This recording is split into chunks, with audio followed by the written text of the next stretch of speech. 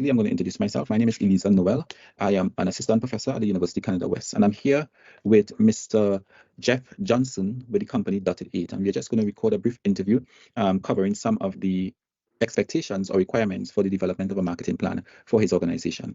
So Jeff, welcome. Firstly, I want to take this opportunity to thank you very much on behalf of my class and all of UCW for taking us up on this opportunity to develop a marketing plan for your organization. So we're just going to start off with you sharing a bit about who you are and what is the organization all about. Dot 8. What is Dot 8? Very interesting name, I must say.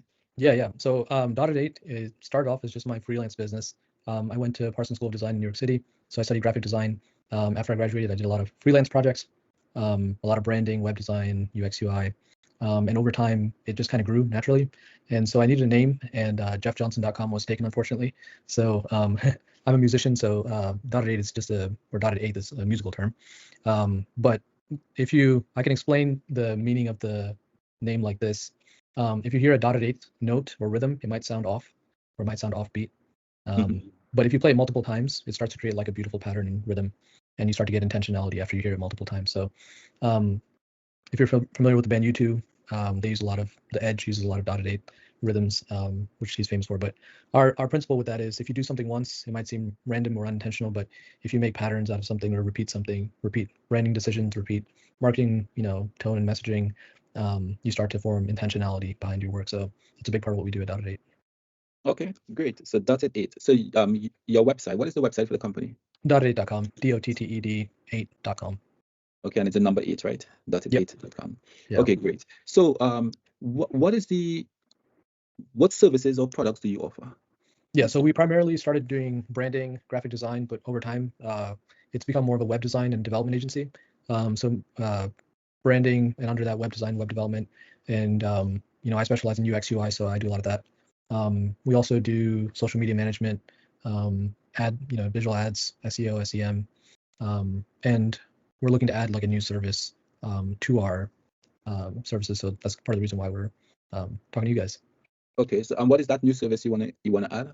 So mostly software development and app development, mobile app development. Okay. Yeah. So we have a development team in India and one in the Philippines that does all our web design, so web development.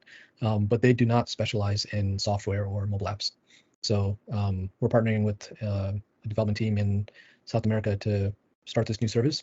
And so with that new launch, we're hoping to have a marketing plan behind that. Okay, so what would you consider to be the primary goals and objectives for, let's say, the upcoming year? Because I know you want to launch this new product or this new service, right? So what would you say would be your primary goals and objectives? Yeah, I think our primary goal is just to get one project. And I know that sounds silly, but in this industry, most people would not trust an agency that has zero experience developing an app or software. You kind of need to be a big player to even get your foot in the door. So we need that first project under our belt to get the second and third and fourth one. So I think a big part of this campaign is just leveraging the team members that we're going to be bringing in from South America and using their experience and their expertise and kind of highlighting that as our Dotted 8 expertise. And so just building trust and hopefully getting a project. Okay, cool. So who would you say you're targeting for these new products or these new services? Yeah, mostly I would say CTOs or a director of development, maybe a CMO, director of marketing type role. But a decision maker that would say like, hey, we need to update our app or update our interface for our software, a CIO maybe even. Those are normally the decision makers that would give the green light on a project like this. Okay, and it's so mostly businesses, right? And these businesses would mostly be small, medium, large? I think a large company would probably already have an internal team that does this. Yeah. So I think medium-sized businesses would have maybe some flexibility. So I'd say medium-sized businesses, and small businesses, they generally don't have enough to invest in an app or software, or they have a lot of other things that they're trying to take care of. So yeah, I would definitely say medium-sized businesses. And in terms of the company's unique selling position, what do you think, or the unique selling point, what do you think that would be? I think one of the main things that we do is we are there's a lot of development agencies that focus, or development firms that focus on coding. But we have a more holistic approach that comes from a background of design.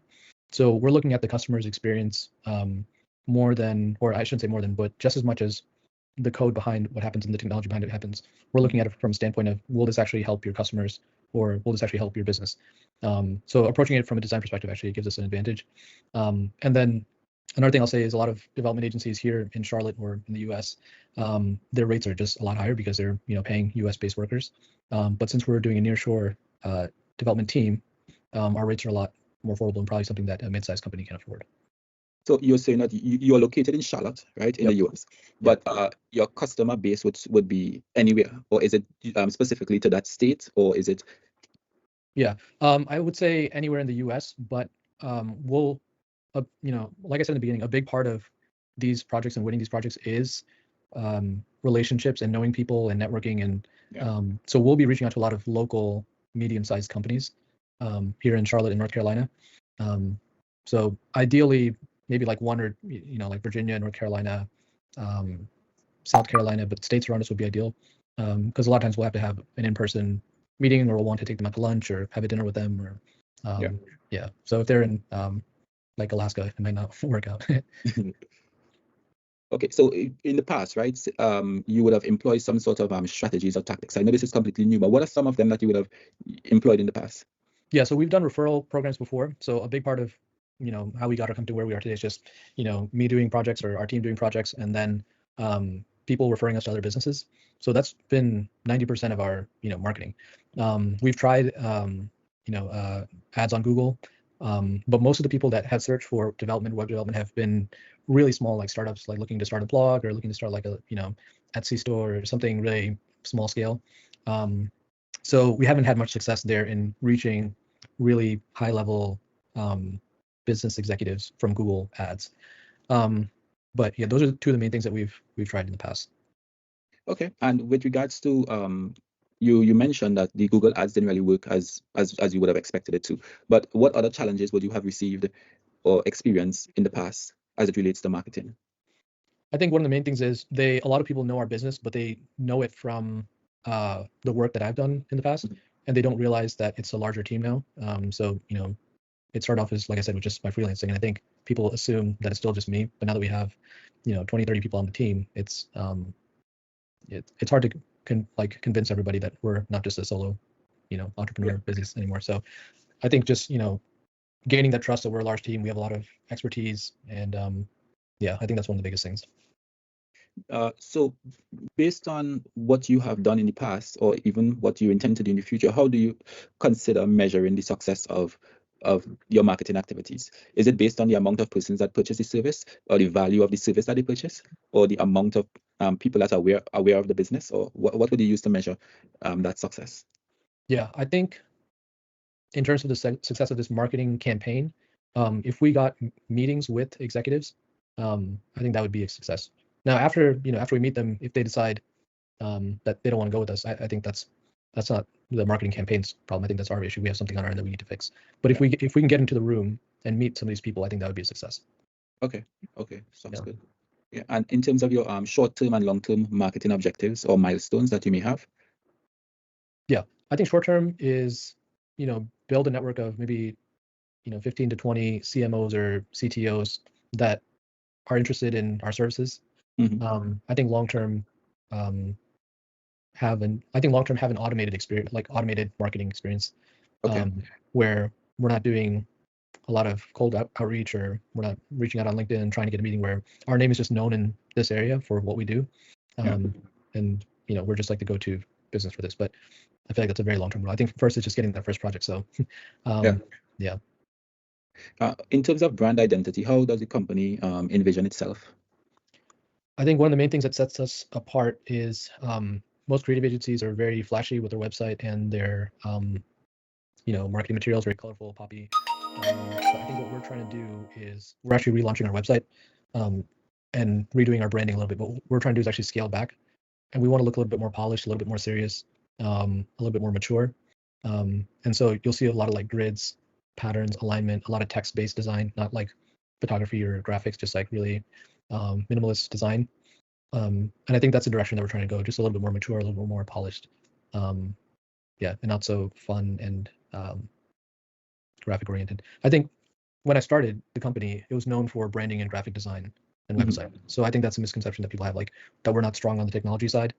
And so I'd love to just kind of shy or steer away from like heavy graphics and So you're looking at changing the perception or the minds of the consumers or the potential consumers as to who you are at this point in time. Yeah. And one of the questions I want to ask personally is, where do you see this business going in 5 years, 10 years time? Where do you see it going based on how long have you been in existence? I've been doing freelance for 12 years, but I've only made it an actual company about 5 years ago. Okay. Yeah. So where do you see, because you would have seen progress over that 5 years, because obviously, I mean, you now have 30-something members of staff as part of your team, right? So where do you see this going in 5 years time, in the future, or 10 years time?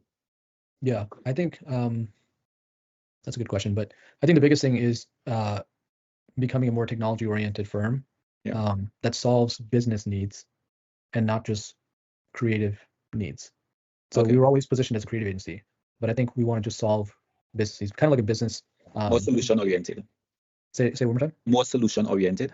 Yes. Yeah. So it doesn't matter whether you think you need a new website or you think you need a new app. I'd want us to be kind of look at a big picture and really help our clients to say, like, what's the actual business problem? Why do you think you need an app or a website, and solve their business needs more than just, hey, we need a new graphic or branding or website, I think that is needed, because it's so important that even as a graphic designer, as basic as that may be, right, be able to go into an organization and conduct a needs assessment and be able to understand what they really need, not what they think they need, but what they really need, and now find a way to create a strategy to convert that the real need into a reality by going through that process. Yep. Yeah, that's exactly where we want to be. Yeah. So is there anything else you would like to share with us that you think is maybe putting out information to help us craft what you envision? I mean, I would say look at other technology consulting firms to maybe see how they market themselves. And also I would say to think outside the box. So previous companies that I've worked for before, doing Dotted 8, or before launching it as an actual business, they didn't spend any money on ads, LinkedIn ads, Google ads, anything like that. They met with people, they held dinners, they played golf with people. It's a lot of just relationship building to get into the rooms, to get into the right room. So I would say to try to think outside the box and not just propose, send emails or make a Facebook ad or something. Yeah. When you look at the whole concept of networking, they talk about the process of firstly allowing people to know who you are, right? Then they know what you do, then they know that you do it well. And the most beautiful part about the whole process in networking is that the last part, which is they are willing to refer you to others. And once a strategy can be developed to get to that point where people feel so comfortable to say, hey, I know this guy, Dotted 8 is the people to go with. That just puts you in a whole new ball game, because you no longer have to do the marketing, you no longer have to do the meetings, everything is coming to you. Yeah. So with all of that in mind, right, what do you think will be the budgetary allocation for getting this off the ground? Right. So again, we are still a small company, very small company. So I think for this launch of this new service, our budget would probably be $8,000 to $10,000 in marketing. Okay, $8,000 to $10,000 with an emphasis on creativity and thinking outside of the box, finance strategies that may be cost effective. Yeah. And we that's not for a year or something. We'll probably use that up in a month, because we'll be launching it and we'll try to get a lot of attraction right at the beginning of the launch. Yeah. Okay, that sounds good. I think we've got a lot of information here. I think we can work with this and see how best we can create something that would not just allow people to see who you are and what you do, but also to really be effective, not just in the immediate, but also in the long term. So I really want to thank you and your team for, again, affording us the opportunity